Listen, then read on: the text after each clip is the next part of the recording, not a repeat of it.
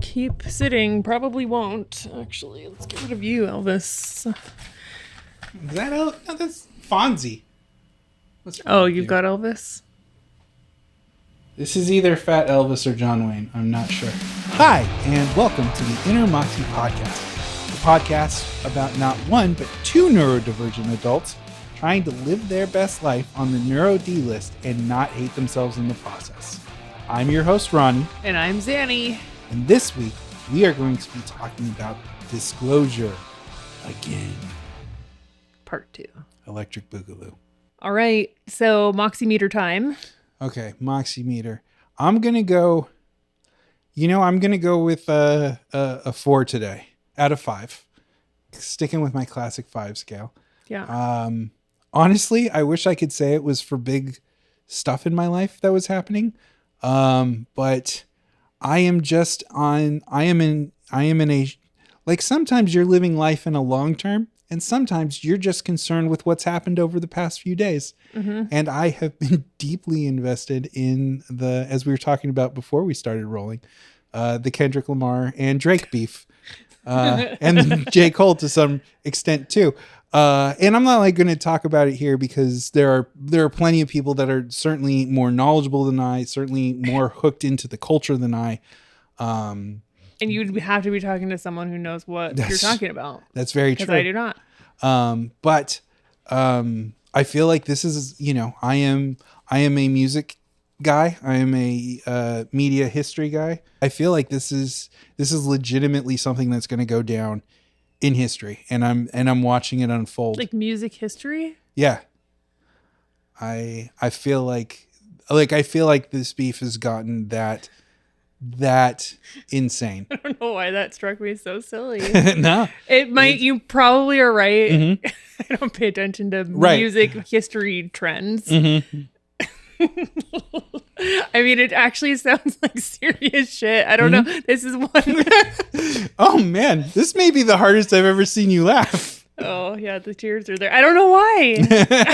It happens. Inappropriate laughing and responses here. This is part of it. No. Neuro D land. That's very true. I'm not laughing at you. And if it makes you feel better, people who are more invested in it have been. It is. I mean, like, I'm going to say, I again, people much more. I will say this much. It's got to be hard to be Drake right now, except for the millions of dollars and everything like that. But more money, more problems, according to Michael Scott. According to someone he was horribly misquoting, I'm sure. No, there's a direct quote from Sean P. Diddy Combs. Oh, fuck. Redact. God, he loved all of the bad ones. Mm-hmm. What are you going to do? We all did. What are you going to do? I actually never had a whole lot of love for Sean P. Diddy Combs. Me either, as it was. Bill Cosby, but we're not talking about that. But yeah, I've just been very invested in that. I feel like that's something that's going to I feel like I'm living through something that people are going to be talking about for at least a couple generations. That's so funny. And it's still going on, and it's just been like so nonstop. Like, I think I told you earlier, it started like they were weeks apart, but now they're like hours apart, less than an hour apart sometimes. Like responding, where are they responding? Like the internet?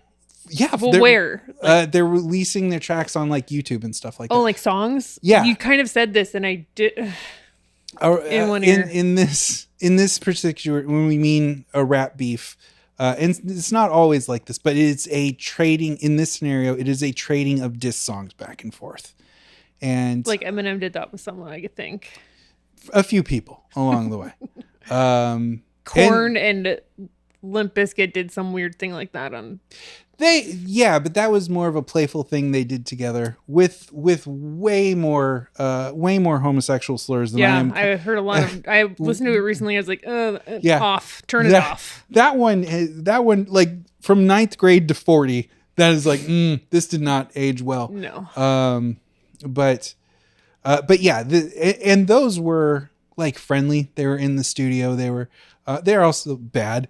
But these ones are, they're going back and forth on songs, and like just how quickly they're putting them out is insane. And Yeah, I feel like I'm witnessing something big here, and that has made me happy. And I will say the thing that maybe tampers it. I don't think it would have been. This isn't going to make me 5 happy, but this isn't dragging me down to 3. But I did. I drank a lot of water today because I haven't been taking my diabetes meds as closely as I should. I told you it's hard because when I forget to refill my medication, that means I'm not taking the thing that helps me remember to refill my medication. Yeah.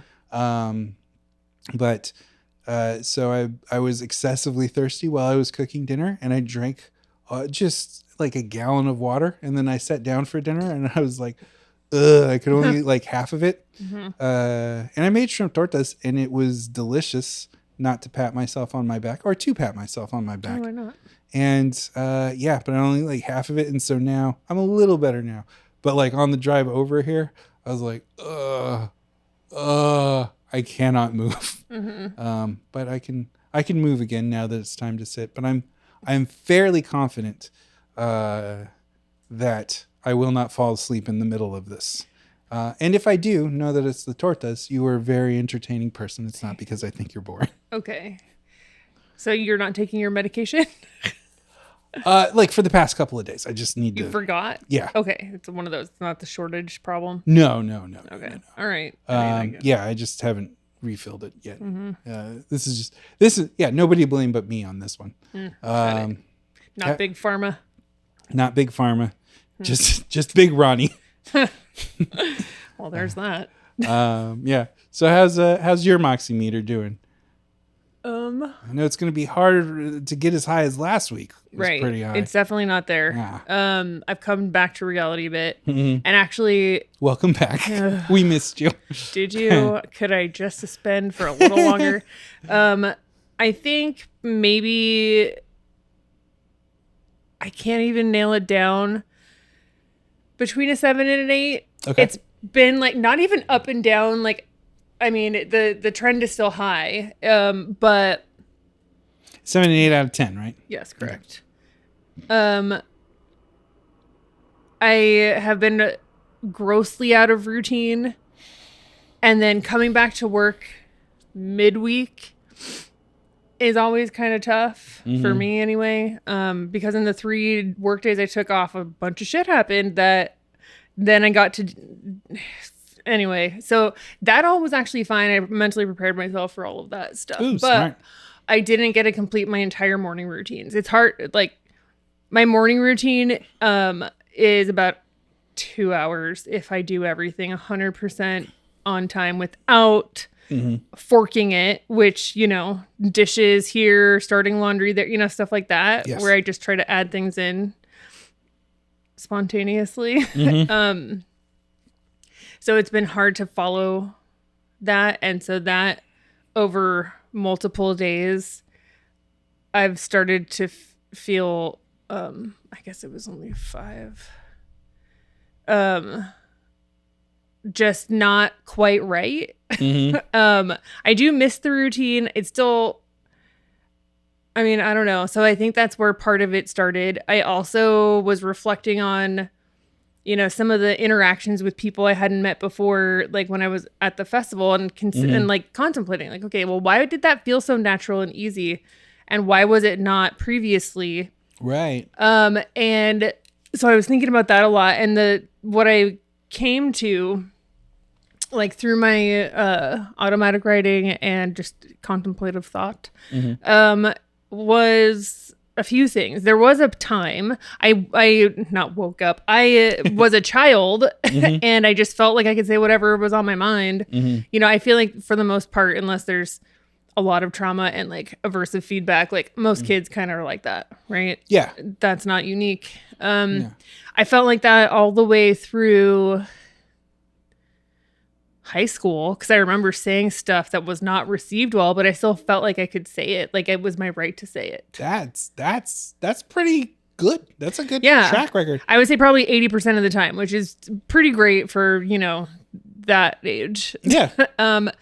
And all of it just kind of comes back to like, okay, not only do I love a habit, I get used to things and just some realizations. You know, I give myself a hard time about this, but I allowed someone to sew my mouth shut basically over the course of being married to them. Yeah, metaphorically, yes. Yes, okay. Metaphorically.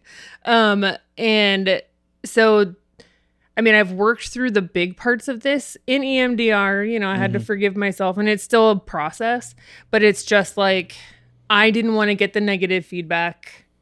You know, saying what I wanted to in a moment always came with a consequence. So then I just got into the habit of not saying things. And if it wasn't for my inner rebel,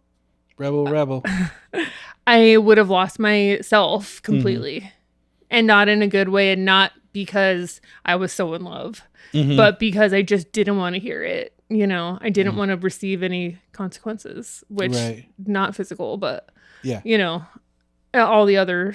And yeah, so realizing that was why it was so easy this last time and where it all went and stuff. So just a lot of that kind of thought. It's not a depressive state. It's just like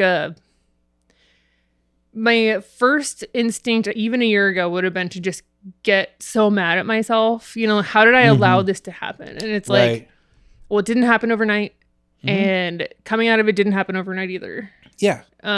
It's just a process, and it wasn't right. And, you know, I can take responsibility for part of it, but that other person, they have a part of that too. So yeah, it was a two-way street. Well, and it's too one of those things of just because I have a friend who is going through something much different than what you're going through right now. But that particular phrase of like, how could I let this happen to me? And, you know, you're a grown up.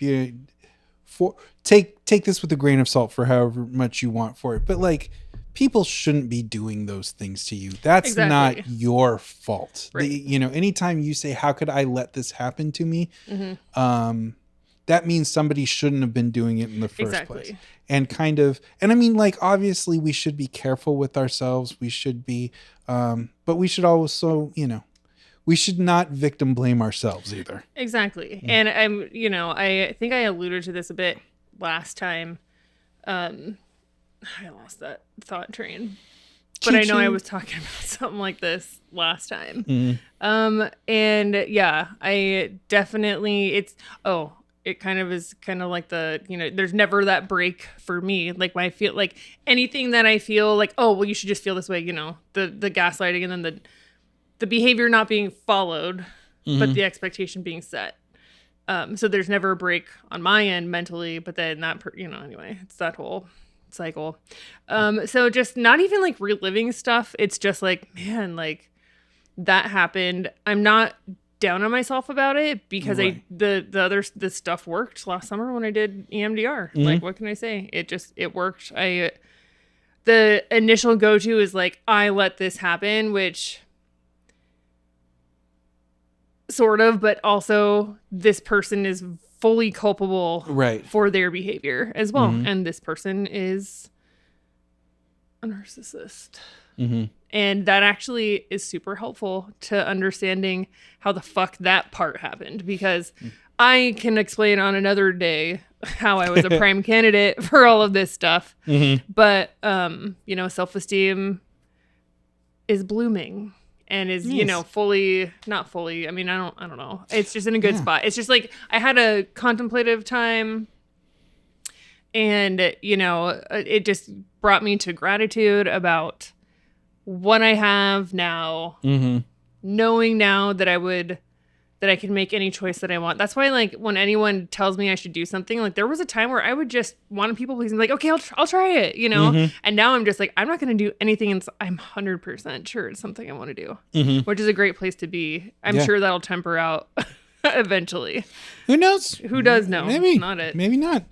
Right. But it's nice to, I don't know. So anyway, it's just been one of those. Contemplative weeks. Yeah. You know, reflection is great. It's also taxing and tiring and draining a little bit. Yeah. Well, but I feel better for it. Yeah, I was going to say, well, I think being mindful it's like a state that you can spend a lot of time in and hopefully keep like little spots of mindless. Oh yeah. mindfulness through the day. Yeah. But yeah, I think that's it's a good thing. It's a good place to be. It's a growth place. Yeah, it's an understanding yourself place. Yeah. And I think I like to understand things, and I am myself, so it seems pretty important to understand myself. Exactly. And feeling that or knowing now that not only is it okay to prioritize that, it's imperative. Right. Because things get out of control real fast if I don't. And I learned that over the course of the days where I didn't do my routine and to completion. Mm-hmm. And not that, I can be kind of rigid with routines. I'm trying not to do that. But there is something to be said for having one. Yeah. So it's like, okay, when I'm on vacation, I'm not going to put that pressure on myself. But if I'm going through the rigmarole of, day-to-day life, I need to prioritize that for myself in order to set myself up for success for whatever that day brings, you know? So it was lots of good lessons. Yeah, because I'll say this, like sometimes, because I try to be rigid about my routine. Sometimes it slips, as the fact that I haven't taken my medication for 2 days will show. But I think I try to be rigid about my routine, because when I'm not, when I lose track of my routine, it's not like taking a break. It's just like I will lose time to something that doesn't matter to me. Whereas if I keep on top of my routine, or I work in that I'm going to do something for me in my routine, like this weekend, I plan time to work on my pinball machine, and I replaced all of the rubbers, and I cleaned down the deck, and it's all working now except for I think one light bulb, which is a wiring thing I have to fix. The bulb is fine. But yeah, and that felt really, really good. Whereas had I not planned that out, had I not put that into a routine, I would have just spent that time doing something that wasn't important to me and that didn't add anything to my life, and that didn't feel like a break from anything necessarily. Yeah. And so I definitely get where you're coming from on that. Yeah. And I mean, there's this whole thing, and I'm trying not to do this thing, but there is a difference. Like, I won't get too into it because this has a lot to do with, I think, with the self-reflection. Mm-hmm. But I've been reading this philosophical breakdown of how marriage in the U.S. has been moralized, and they're just trying to make an argument for like major reform, basically, which is great. But I think that also was fueling a lot of the self-reflection, because after reading the points and looking at the data that they provided towards, how oppressive the system is, right, and benefits a very specific group of people, I just found myself horrified at the whole thing, which, how was I going to know? I'm learning it now. But for people who don't know, like, we literally met when we started doing this show. We met through our producer, Robin. Yes. And so, like, I didn't know you during the time when you were married. And so I only know little bits about it here and there, but it does, I don't think it's talking out of school to say that, that the institution of marriage was in some ways utilized against you and your well-being. Yes. Yeah. Yeah. And that was mostly from spiritual abuse, religious abuse, however you want to say it. Yeah. I mean, I want to say it religious abuse, but that's just me. No. I mean, that's how it shook out for me. I mean, that's in the Keith Raniere fashion, finding out all of your vulnerabilities and just like using them. What was that word you used? Keith Raniere. It's just that cult leader guy that I hated. Yes, that I couldn't remember anyone else's name. The one that was triggering in regards to. See, he has, because his name sounds like Raniere, like veterinary or something. So I thought it was like a form of something. Keith Raniere. I was like, I don't know that term, but Keith Ranieri. Yeah. Okay. Yeah. Now that makes more sense. Yeah. No, for sure. And those aren't even the reasons in this book as to why. I mean, sort of. I mean, the institution of marriage provides a hotbed for abuse of all forms, and oppression in dyadic relationships, period. But, it's mostly about bigger state law, whatever, Right. stuff. And I really will, it's a circumscribed interest now, and I will save it. Okay. Because it could be horribly boring, and that's not what we're here to talk about today. No. I do have a small follow-up from last time. Let me pull up my notes here. Literally the tiniest thing. I did make a note though. Yes. We were talking about rejection sensitivity, and we were trying to figure out, is it disorder or dysmorphia? Dysphoria, probably. It's dysphoria. When you said it right then, I was like, oh, we were wrong. Yeah. So we went back on that, and it is a technical term. And so I like to be technical when we can. Is it technical? I mean, let me put it, it's a technical term, right? I don't know. Or let me say, if you wanted to learn more about it, then that is what you would look up. Yeah, but where? On Google.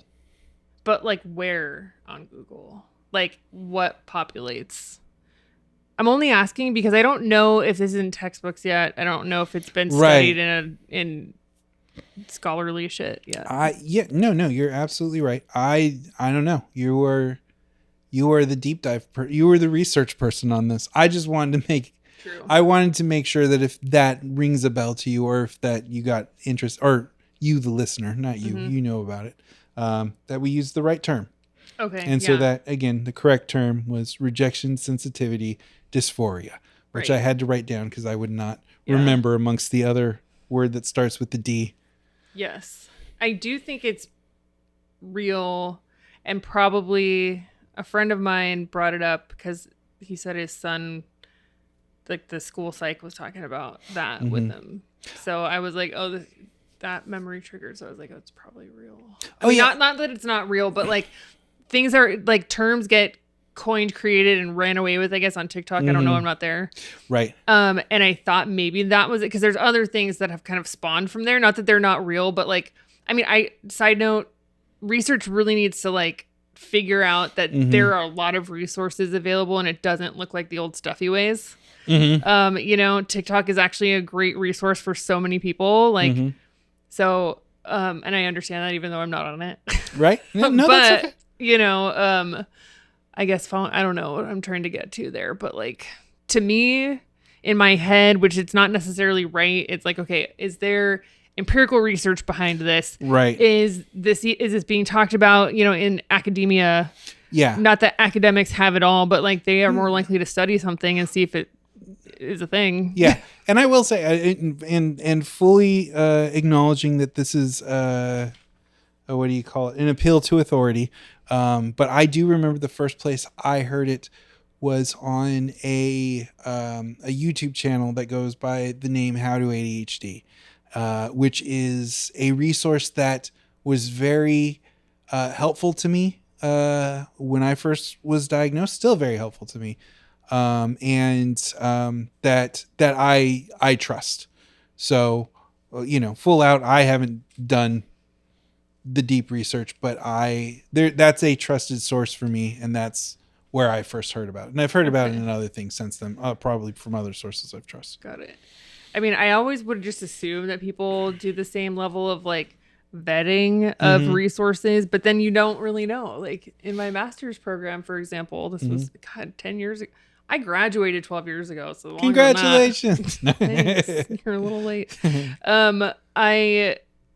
We had a group project or something, and someone in my group, we all were supposed to bring some articles to our like meetup to talk about this, and they brought like a regular magazine article, and I was like, you can't use this in a paper, like, right. So, and I was like, oh, we're in our master's program, okay, so I don't know. To me, I just assumed, I don't know. So I don't assume that people and I don't know, not that mine, I just want to see where resources are, who's paying for the research that you're citing, Right. all of those things do matter.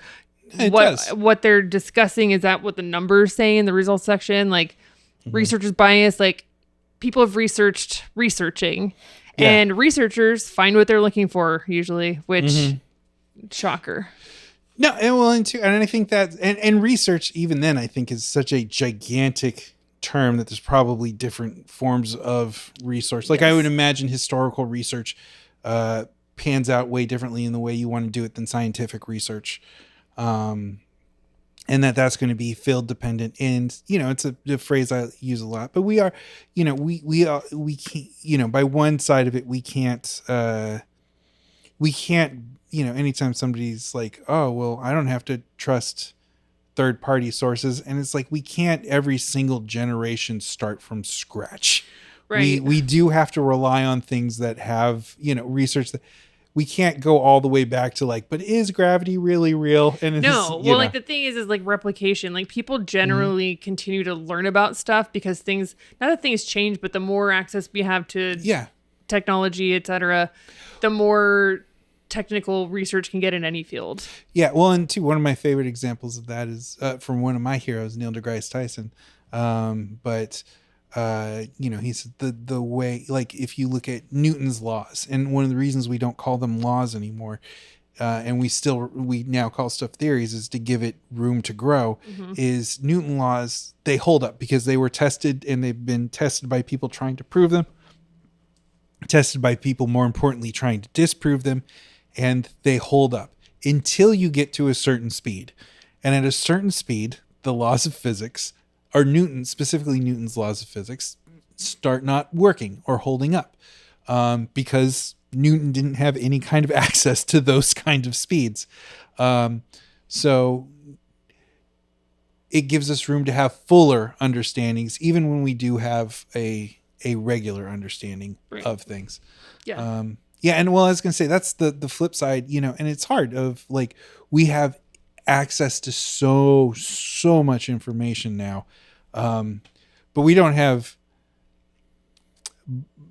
like it's the gatekeepers thing, right? Like before it was, the gatekeepers, they're only giving us the information they deem fit. And so we take down the gatekeepers, like internet in a lot of ways took down the gatekeepers of information.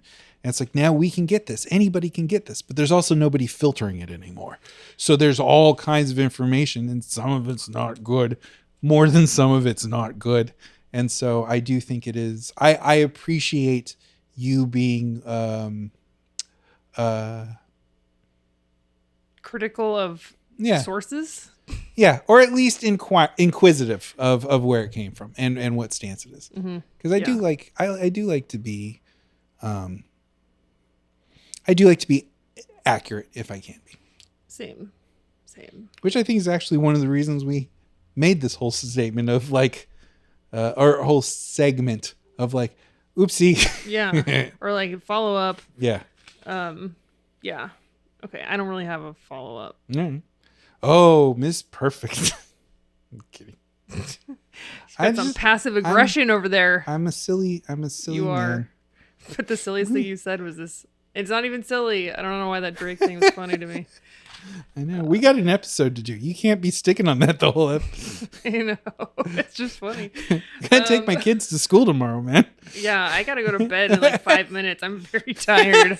That might be when I get tired, I get very laughy. Yeah, that could be it. I mean, looking at I do write down the amount of sleep I get every day, and I can have that data here with me because I keep it. Because you're so cool. Yeah. I'm just so listy. I can't not take some of them. I didn't take all my lists here. But the number and the sleep quality is stable across the last few days. So I can't explain the tiredness. Probably just all the introspection. I would say. Okay. So last week, we actually didn't get very far as all the stuff to cover or that I thought to cover, but I think we went where we needed to go. So yeah, we'll just take this ride. Yeah. We actually covered now that I'm looking at this again, some of these things within that conversation, because I did listen to it today. But okay, so we left off talking about pros and cons of like disclosing your neurotype like to family, friends, etc. Right. Like less formal circumstances, we could say, I guess. So the next little thing could possibly be considering, or just the caveat. Oh no, we did talk about this because I was like, if you're listening to this, you can tell whoever you want about my neurotype. I don't care. Yeah. I would actually say, please tell people about. Right. I'm a on the table kind of person with this kind of stuff. And this is a public forum. So to ask you to keep this a secret seems to be a contradiction. Right. I mean, the goal is to get people to listen. Right. And talk about it. So if you want to talk about me while I'm not there, it's fine. Talk about, whatever. Who are you going to tell? God, why am I even talking about this still? You know, our audience didn't threaten to dox you at any point, right? True. I'm not concerned about that. Clearly. I'm really not. I know. I believe you. You don't seem to. Yeah, I don't know. It's more of just, I dropped my pen. It's okay. That is dysregulating. Then it's not okay. I apologize for even suggesting that it might be. I don't know. This is one of these times where I'm unreasonably angry. Okay. All my fault. No, it's all good. I 100% was fidgeting with it and hovering it over 3 feet of space. Yep. It was bound to happen. Yeah. Well, but also you were doing perfectly rational pen behavior. It was. You didn't throw it at the wall and expect it to bounce back into your hand. I dropped it. Yeah. I get really mad when I don't fully close a door that needs to be closed and have to go back and do it. And when I drop shit, which people drop stuff all the time, but one of the things get unreasonably mad. My daughter has this weird habit of when she comes into a room I'm in, she will leave the door in the opposite state of whatever it was. If it was closed, she'll leave it open. If it was open, she will close it on her way out. And I'm just like, door, just leave the door how you found it, please. Yeah. Huh. Interesting. I mean, we don't have and she's ADHD, so I don't know if that plays in. It probably does. Is she medically treated or no? Not at the moment, but okay. We're moving into it. I see. Because those kinds of things are probably not intentional. No, it's not intentional most of the time. I mean, I definitely, it's like the thing at a grocery store with just like cart etiquette, which it's not a rule, so I can't hold other people to it, but it just, like even today on my way home from work, I had to stop and get some fucking cat kibble because the one that I have, Farachi just has thrown it up once a week, and I'm just like, I can't fucking take this. It happened last night. So, and I don't feed them kibble all day. It's just a little snacky snack at night, so I just don't feel bad. Not that anyone cares about that. But they're calling PETA on you right now. Listen, PETA would be thrilled that I have all these cats. No, I pulled into the parking lot. I go to Anaheim Pet and Feed, which is a great mom and pop pet store in Anaheim. It's down the street from here. It's Fullerton. It's the border. What's that? It's on the border. It's technically Anaheim, but I think I know what you're talking about. I used to work by there. Great. And the parking lot's weird though. And when you pull in, there's like 4 spots that you can park in, like in the first part of the parking lot. Otherwise you have to go down and it's a one way, which fine. But someone had their cart. There was an open space. It was going to be the last one. But someone was loading their trunk and decided they looked at my car and then just proceeded to stand in the middle of that spot with half of their cart and load their trunk. And I was like, you don't have to fucking do this. And then I was like, it doesn't really matter. I have legs, I can walk, but I'm still very angry about this. Right. Like, this is a whole spot. There's not that many spots actually there. There's probably like between 10 and 15 total in that whole parking lot. And it's pretty busy. People like that store because it's great. Well, and two, from my memory of seeing it seems like a specialty store. So there's probably just a regular pet food store. It's just pet food. Well, I was gonna say it seems like it'd be like the only place where you could get food for certain pets. I don't know. Maybe. I mean, I've only looked at the cat food, but they carry a lot of the stuff, all the stuff and more, and it's somehow cheaper, and I feel better about it. And everyone there that works there that I've interacted with is just extra nice. Anyway, it's just a nice place to go, and I feel good about supporting a small business. But these freaking I was gonna say cart Nazis, but we can't say that. I mean, we can. You just have to. No. I don't know. I just got really upset about it, but it's like the same idea.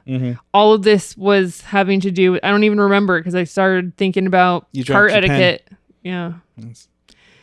And that's how angry. I mean, I probably didn't even seem that angry. Like the what it looks like on the outside is just a little bit more animation. But on the inside, I'm like on fire, and it's about this, and then all these other stupid people in the world just like not paying attention and being considerate, and I don't love that. Right. And it just makes me very angry. That's all. That's no. Is there anything I could do to help? Would you like to take a break to grab your pen? Yes, I want to just grab it. Yeah. Do you think for sure? Let's just grab it. That'll be the end of it. Oops, because these are also my favorite pens, and cats love them. And yeah. Was that it? That wasn't scary, right? No, it was ranty for sure. But that's no, I don't think anybody's concerned for their safety. Okay, well, I mean, these are one of those things where I know that it's actually probably funny hearing it, where I can see the humor, and it also just seriously pisses me off. Yeah. And I know it's ridiculous. But like, I think that's kind of what we're doing here. I mean, unmasking is as much as we like to talk about different subjects, it is about the unmasking process and letting people in on that. Like I am, that moment of, because we've talked about that before, that moment of this small thing has made me incredibly filled with rage. Yeah. And I know that it's irrational. So I'm going to do my best not to flip out. And knowing it's unrational helps. It does. It's weird like that. When you can kind of step out and see your emotion. Yeah. And go like, I think the thing I'm concerned about is I don't want to feel like that mood has controlled a room or changed it in any way, because I have gotten that feedback growing up, as I touched on last time, which it's not my intention. Right. This is also not going to stop the rest of the episode, Right. It's an annoying thing that happened, whatever, but like I can obviously move on right from it. But I also had the space to be able to say it, and it has nothing, I don't know. Like I just have gotten that feedback so often. I do find that I check in often, like, did that just happen? What was the scale? Because I can't always read it, because I don't think I've ever actually scared anybody. Right. But I do think I can be very intimidating. No. And I think too, there's an automatic, like you're in a room with somebody who's also neurodiverse. So that's, I've been there before. But and I've also like been through those cycles and know that the surprising, like you can bounce back from the intensity. Yeah. And that's not going to be the rest of your day. It was just, this moment of unacquainted rage. And it's like, okay, well, got that out of my system. Yeah. But I don't think that's something that regularly occurs for a lot of other folks. Really? Or if it is not something they watch unfold in other folks as much. So I think a lot of times the changing the dynamic in the room is more of an awkward, like, well, what do we do now? Are you okay? Like expecting a slower come down. I see. But also like, on the flip side, and I don't know how much is my personality, how much is the neurodiversity. right now I'm like, hey, if you want to talk, we can talk about it, but you haven't said that you do, and you seem like you want to move on. And not even like, can we just move past it? No, like I don't really think there's nothing to talk about. Yeah, to me. like it just happened. Of like, yeah, it's an example in real time. like I felt the biggest thing I could do was like, do you want to grab your pen? That's yeah. And I think that's the ASD-ness. I think it's weird because I think it becomes a lot like a sneeze, and I just said bless you, and that's really the end of the like. We have that transaction set up regular, but I don't think that kind of transaction is for those kinds of, and not like you were angry or throwing things, but that, that comical rage of like, I'm so angry right now, but still laughing. Yeah. Yeah. It's funny on a side note, when it comes to like stuff that I actually need to talk about, I can't talk about it for a few days. I have to really, I process things slow. If it's an actual emotional thing. Like the last thing that happened when Ferrantu got to go to the 2-night stay at the pet hospital right before Christmas last year, 2023. And I told my parents, because I never think to tell anyone anything, and I was like, oh, this is something I should tell them. And they're like, oh, do you want to talk to us about it? I'm like, no. Right. I don't want to talk to anybody about this yet. Not there. Yeah. Well, I don't know. I don't want to speak for you. For me, a lot of times when I have those moments of like, it's like,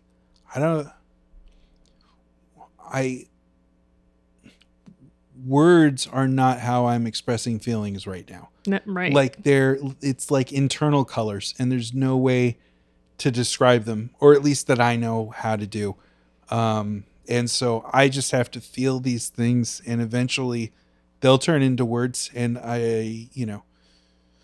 I may need to talk to him then when I have those words, but like sometimes it's just like I don't have the words. And even that, like that wasn't a situation where I would have needed to talk to someone about it. Like I needed to go do my coping skills at home is what I needed to do.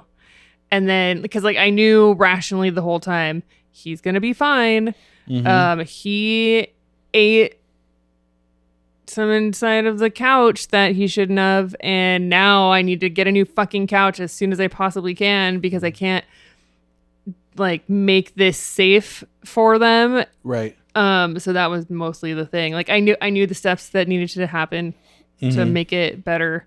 I knew he was gonna make it, even though they tell you oh, it could be this, it could be that, they scare you into a little bit of an emotional place so that you're willing to spend more money is how a lot of them work. And this place I think did that.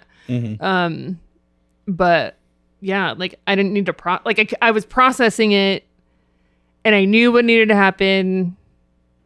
And the next day I was fine. I was like, I miss him, but also I'm not like a wreck or anything, it's not something I needed to talk about.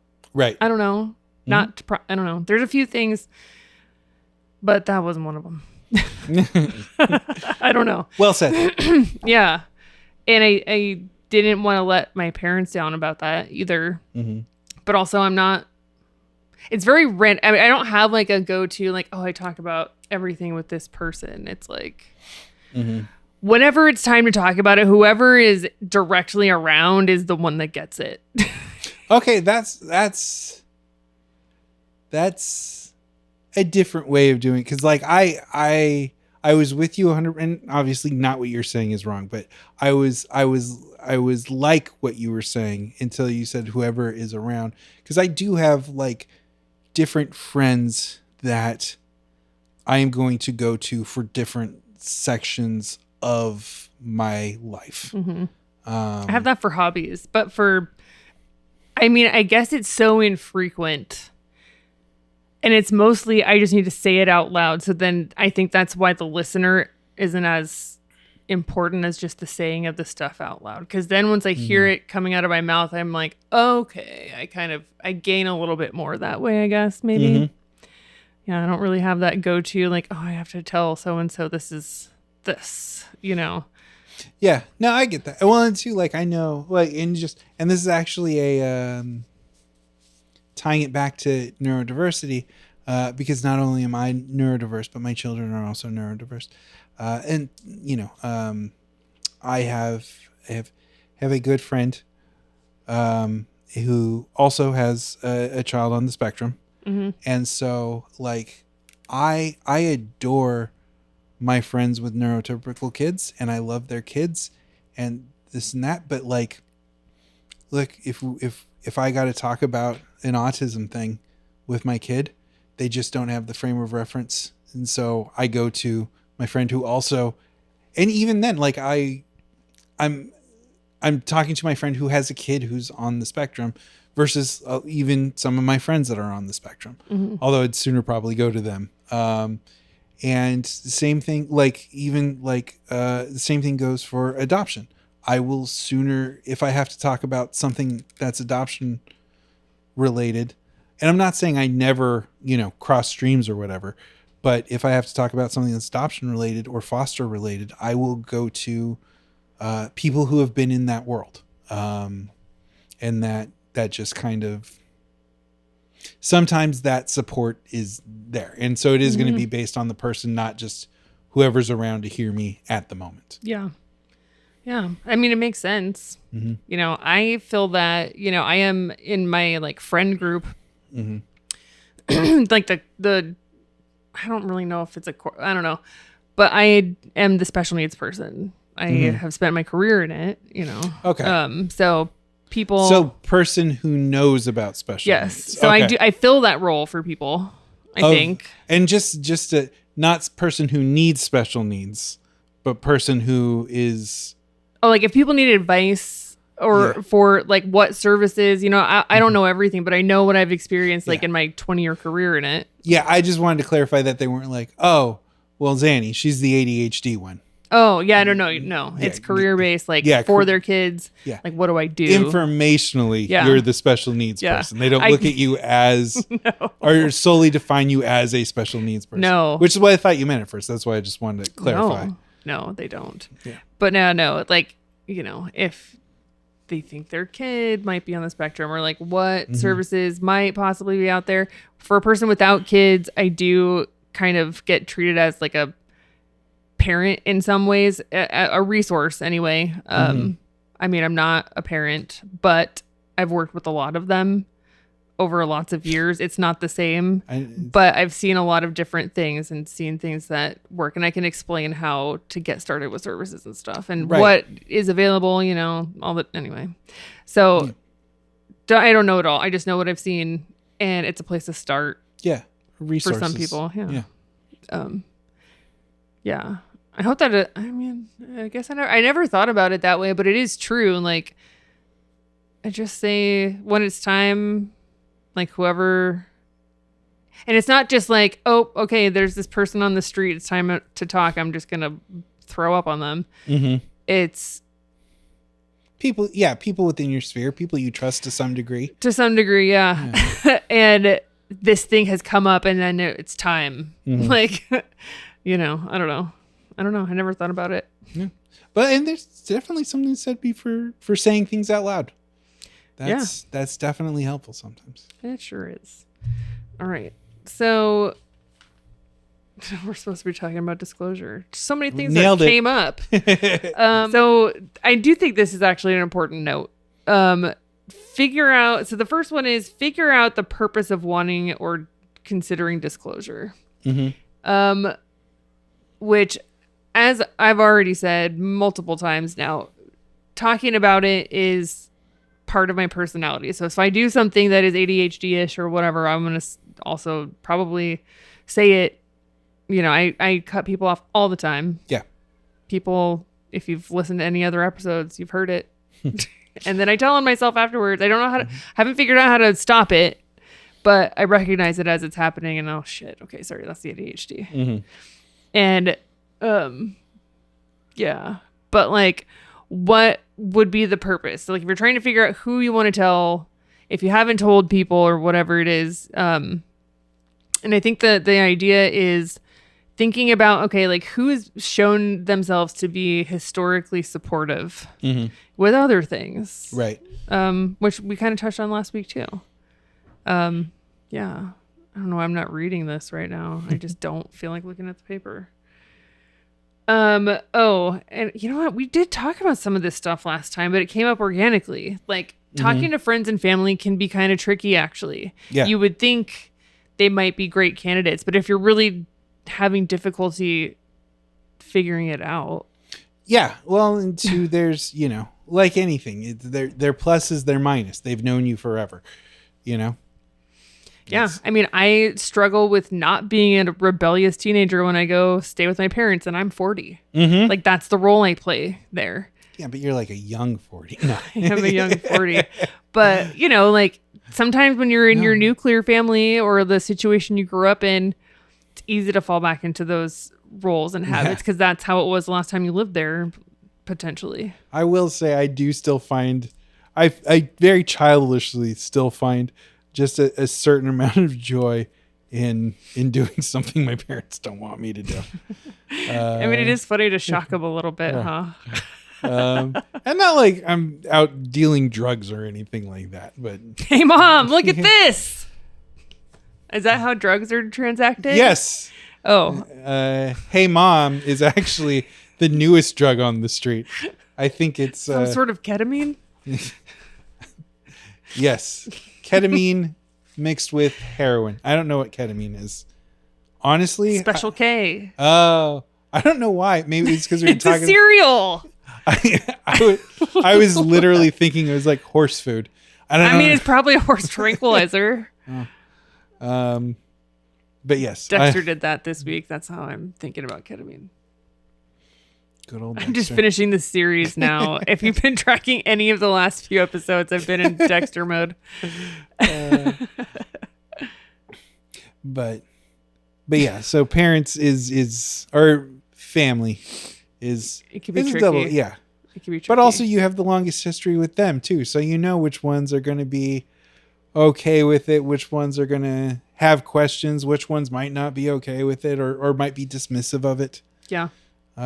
Which ones will accept it despite the fact they don't understand it, which ones will understand it. Right. Yeah. Like, as I said, my parents were very understanding and supportive when I came out to them with my queerness, which was nice. And I figured it would go that way. You know, and some friends, so over the weekend, I did see someone that I hadn't seen in a year. And she was like, oh, how you been? What have you been up to? And so I told her about it. And she's like, that's great. You know, which she's a very supportive type person. So that all goes well. It is kind of a weird thing. This is not necessarily neuro-D disclosure. The ADHD, as I said, people, you can see it. You know, it's not a shock to anybody. But the Aero Ace thing is just so like, even I already know I have to explain it. So that does kind of filter when I will talk about that because sometimes I am willing to do that. Sometimes I won't. Sometimes I'm not reading the room right still already. I mean, it hasn't been that long since I've known about it. Yeah. Or like known that those were the words. And it's gone interestingly, I guess. Nothing horrible, but just being seen as kind of like a joke or a phase is kind of the feel by the ones who stay kind of quiet, which I can deal with that, but it's still a little unsettling. Yeah. It's like, whatever someone wants to tell me about themselves, okay. You know? But people aren't always like that. Like, they think it's funny and then I'm serious and then the look is always like a shifty, like, like, that's it. I would love if that's how they exited the conversation. They just slunk away. They melted. Like that Homer Simpson backing into the vines thing, but just making that shrug in that face. Yeah. Yeah, it's interesting. I'm sure that's what they wish they could do sometimes, you know? Because, like, I'm being real, but also not, like, trying to have a heart-to-heart. Right. Like, heart-to-heart is not a language really for me, I don't think. Not in the way that I've come to believe people do that. Does that make sense? Does that make sense? I mean, to me, it did. Okay, so I don't need to explain that further. Yeah. I mean, if you feel free to. I mean, I don't know. Like. I literally don't know. So in my head, like, people have like these conversations where they just, is it telling everything or is it like one thing? Like, I don't know. Like, I feel it's like being vulnerable. Oh. Or two people both being equally vulnerable. Equally, maybe that's the word. Because like it is a vulnerable thing to say it, but also I'm not saying it in a vulnerable context or in a way that requires you to have any reaction. Yeah, I think the requiring to have any reaction is a big part of it. But like, if you were married still and you had to tell the person you were married to, we can make it a new person. We don't have to make it the old person.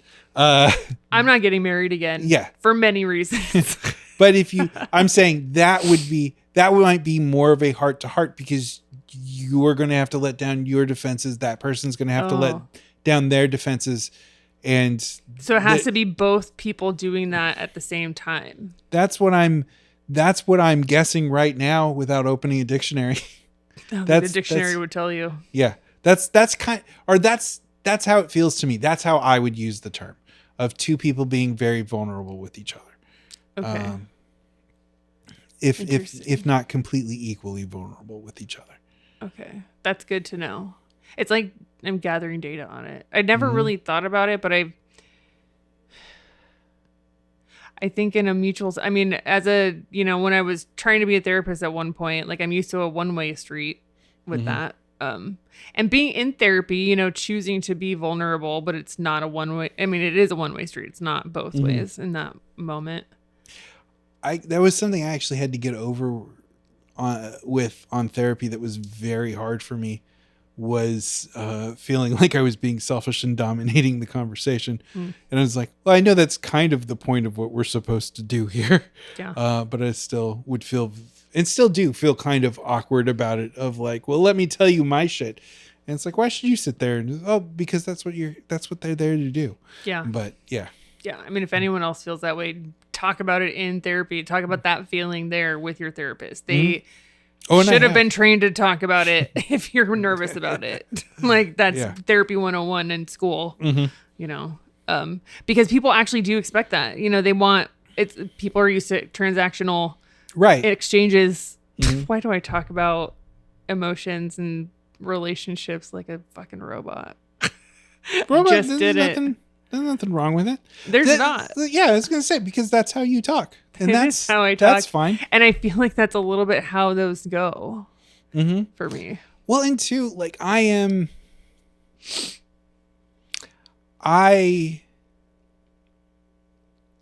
don't find a problem with your phrasing of it. I think that in a lot of ways, that relationships are in a lot of ways contracts, in a lot of ways, like ways that you were describing them, and where that sound, and like, if it makes you feel better to use more flowery, not you in specific, but other people to use more flowery language, that's certainly fine. But we are talking essentially about like any relationship, friend, romantic, whatever, of like, oh, hey, these are my expectations. These are what I'm willing to offer you. Do you have, and obviously we don't talk about it like that. And I'm not saying that we should, but I'm saying, helpful for me. Yeah, but and that's what I'm saying is like, of just because we use flowery language to have those discussions doesn't mean that we're not having those discussions. True. And so I certainly don't mind the robotic language. I think it is one of the reasons, it's one of my favorite things. I'm a big Carl Sagan fan. And he was, I'm going to not butcher this. Because then you'd be doing it well. Yes, I'm going to slaughter this. No, even then, nah. Anyway, I'm going to mess this up. Paraphrasing here, but in Cosmos, he said that we are made of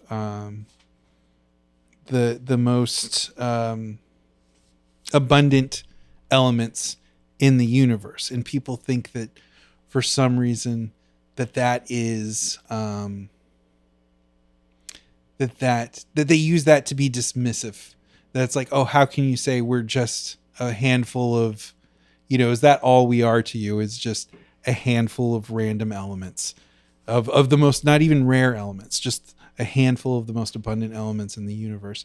And he brought up, that's like saying and I may even get the wrong thing, but like the Sistine Chapel is just a bunch of paint. That's true. Yeah. But the way it's arranged and the way it's put out matters. And so I think that's very true of our brains too. And that we can acknowledge, and our speech. So acknowledging that we are just talking about, that we're talking contractually or emotionally contractually, not, we don't have to bring pen and paper into it, but that we are talking about exchanging, that just because we are talking about that doesn't make it any less human. That doesn't make it any less beautiful. That doesn't make a friendship any less sincere. And I, if anything, it might make a friendship more healthy. And I think a healthy friendship leads to being a better friendship, Yeah. Yeah. I mean, I think maybe this is a bit of a reaction because, this is kind of the way I talk. Mm-hmm. And just after so many exchanges where, I'm not feeling enough, I've definitely been accused of being aloof or like not even disinterested, but just intellectualizing feelings, if that's the thing, or like just detachment. I don't know if I'm detached from emotion. I think they just are expressed way differently, and now I know that that's okay, and the way that I am is fine. It's just like there's still that compulsion to check in and double check that I'm not doing it wrong, which how can you relate? I know, it's one of those things of like, once you say it out loud, you're like, well, am I doing it wrong?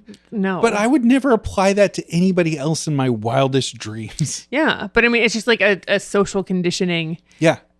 Beaten into you over time. Mm-hmm. Yeah. Anyway.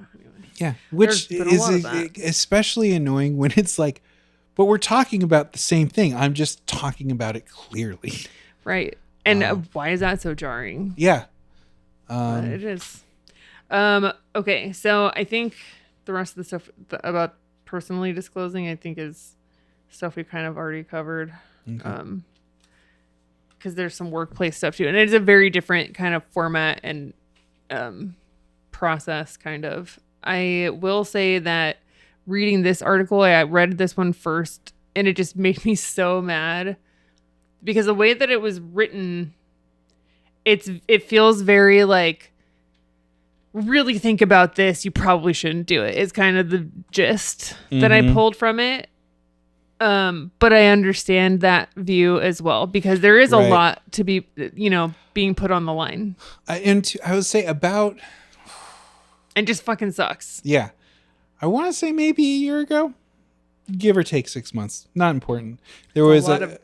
Anyway. Yeah, it's a long thing. But it was just when something was... there was a particular TikTok going around on TikTok. And... what it was a young woman was talking about, she went in for a job interview, and she had somebody bring her. I believe later it was revealed that it was her mom or something like that. And during this job interview, and she was young enough, like, I think we're talking a young adult. So not like a teenager. I don't think she was going for a job like in the service industry or anything. And during the interview, she asked, "Hey, I have ADHD. Do you have any, what is it? Accommodations? Thank you. Do you have any accommodations for time blindness? That's something I struggle with." And then the person, who I'm just going to call her mom, when she came out, was like, "What the fuck was that question? Why would you ask that? That's so unprofessional. Why would you ask that of a potential employer? And then a lot of TikTok blew up, and like TikTok's actually pretty good about the algorithms. And so I was very surprised to see this coming across my feed, because I was very much not in this camp. But even a lot of people who are generally neurodiversity supportive, or talk about neurodiversity or have neurodiversity themselves, were saying like, this is such an entitled move. Why would you ask that? And just like, everybody's coming down on this poor girl. And I just remember that it was like, but why? Like, she asked a question to help her be a better employee. Mm-hmm. Like, and that's the thing I don't get. And I think we've touched on this before, but like accommodations and things like that, that's not like, in a lot of cases, that's not favors. It is so that you can be a better employee for the person, you know? I mean, it's like providing a ramp to go up 3 stairs so a person in a wheelchair can access it. Yeah, it's the same shit. Yeah, so that they can get into the office, so that they can do, you know, and two, like, also nobody said that like the answer couldn't be no, or we'll work on that, or, you know, even like what do you need? Yeah. But like that, the audacity that she, like, everybody's upset that the audacity that she would ask. And like, I was so like, what kind of like, because to me, and she didn't even work there yet. That was a question during the interview. And it was like, what kind of like weird ass boss worshiping is going on here that you can't even ask, that you can't, she wasn't even asking for, she was inquiring if there could be, or if there was something in place. And like, I just remember being really upset about that.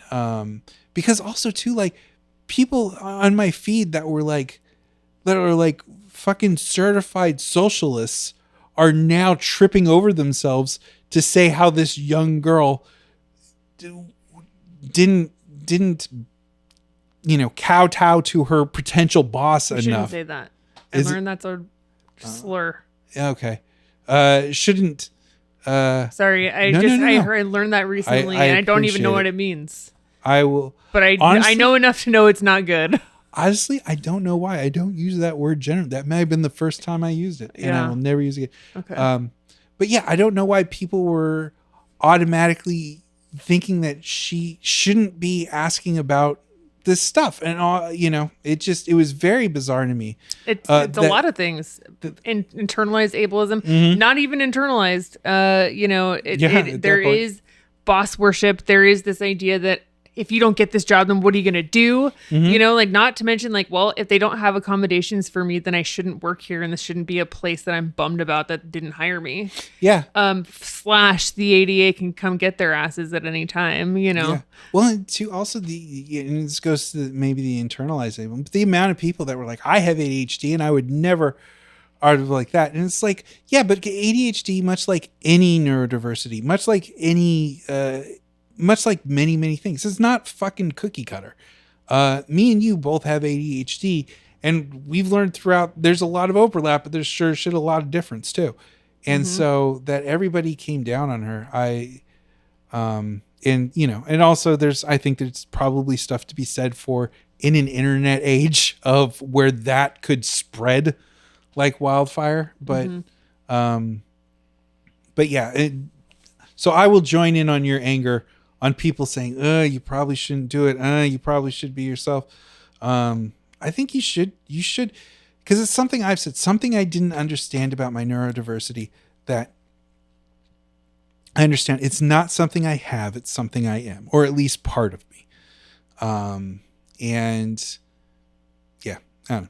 That one just, when you're talking about the anger, it brought up the anger in me of I don't like that people are like, you know what? Suppress that part of you. Don't be that part of you. It's too much. Yeah. Fuck that. Yeah, seriously. But I mean, a lot of people don't necessarily think of it in that way. And it is a very personal decision whether or not you're going to disclose, and if you are, when. Obviously. Sorry, it sounded like I was like, duh. I was No, you agreeing could say with you with emphasis. Yeah. It's just, who are we to judge other people for the way that they're going to do it, Yeah. I do think that it's kind of like that thing where there's a certain generation of people that are like, why the labels, Mm-hmm.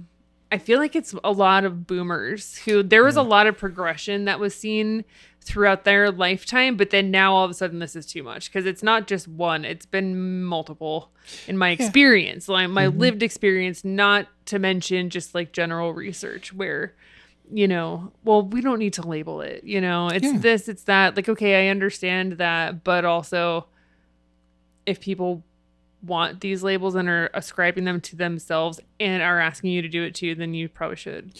Yeah. To their face.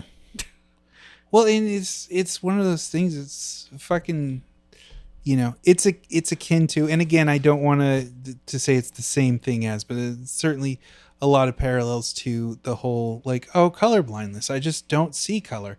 And it's like, well, it's a lot easier to fucking to not see color in a system that benefits you. Mm-hmm. And I think and it's a lie. Yeah. But that's the thing of like, if you don't see how I am different, then you don't feel, then there's, if how I am different is ignored, then there's no reason to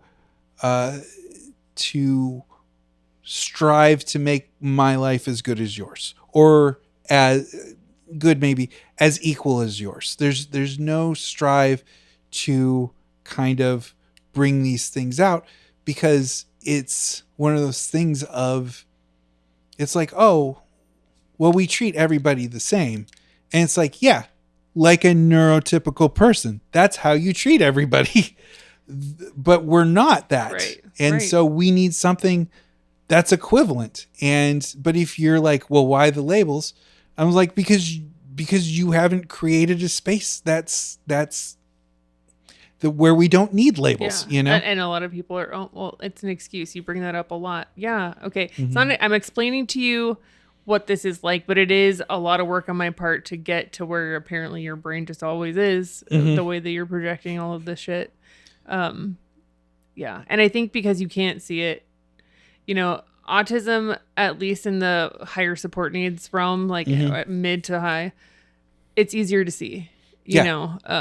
So people can kind of get behind making accommodations there. But again, it's kind of like, when you've got a teenager that looks like an adult, but sure is not an adult.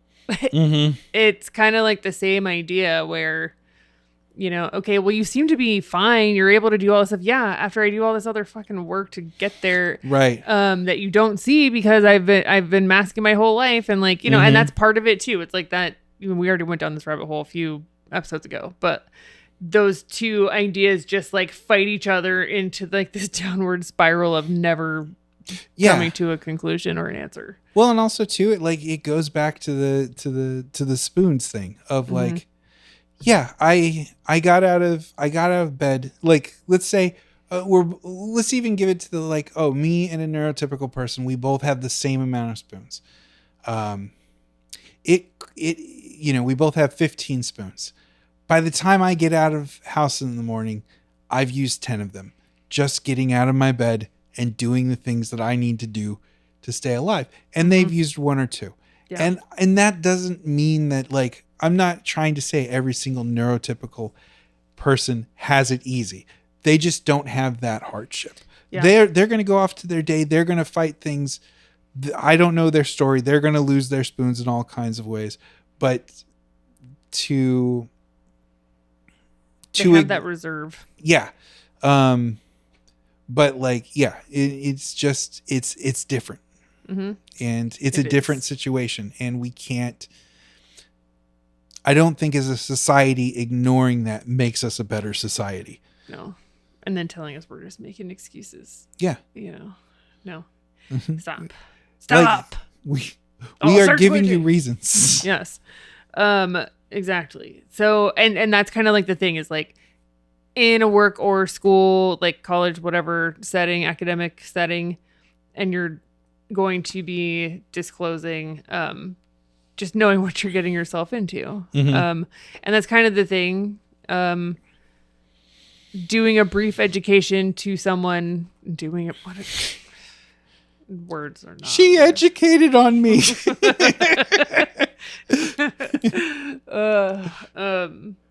Providing education to someone about what you've got and how it affects it. That kind of just happens naturally for me now. But like in these kinds of settings, you know, I do think it's prudent to be at least a little bit careful. With ADHD, people still don't get it or think it's something, but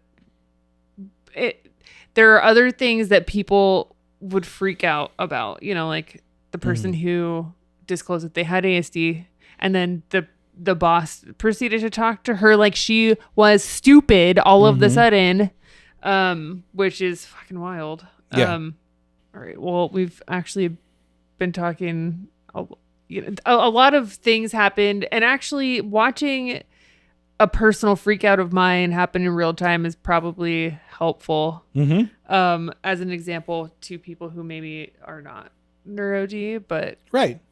learning about it. And thank you for having the vulnerability to not only show it, but allow me to keep it in the edit. Yeah. Hopefully, I've never Don't edit it out. Yeah, I was gonna say, what would be the point of this? I was gonna say, I've never gotten like a call from you afterwards. It was like, edit this out. We just. I usually catch it in time, and then we probably still keep it if anything happens. Because yeah. But yeah, and too, like I feel like this topic that we haven't been super on this topic, but I feel like this topic is like letting us hit so many kind of important things. Yeah. To talk about, and so. Yeah, and it's important for things to happen in the moment. You know, that's what happens with ADHD specifically. Yeah. And having the space. I'm not always in a space where, quite often I am in a space where I could be myself relatively, or at least I can close the door. And I am grateful for that. You know, my life is set up that way now, but not always.